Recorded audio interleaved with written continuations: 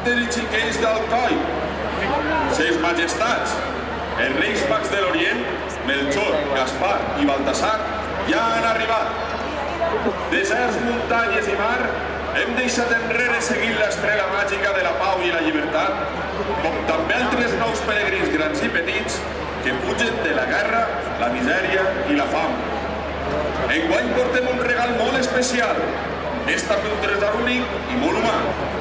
És l'amor als diferents i la solidaritat per als que viatgen amb la sola càrrega de la pols i l'esperança i que els alcoians heu rebut de bon cor amb l'orgull de ser terra d'acollida.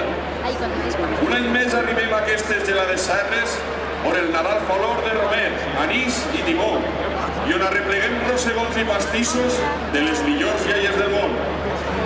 Al vell mig del preventori passarem aquesta llarga nit i al voltant de fogueres de llenya d'alfafarenca, amb la música dels espetarres i badalls de camells i paques, llegirem a pressa els vostres desitjos per arribar a temps.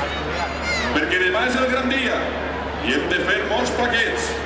Demà és el dia dels verdaders reis, vosaltres, els xiquets.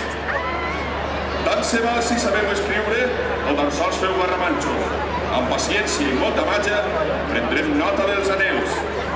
El més important és que ho feu per carta, perquè els reis són molt tradicionals i no volen mails, Facebooks ni Whatsapps.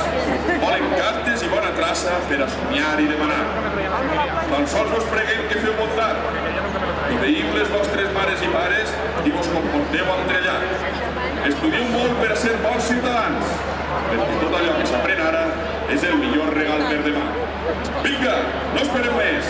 Deixeu els vostres somnis a les busques d'aquestes burretes, que demà, a poqueta nit, els reis i els pajes arribaran i amb llargues escales vos deixaran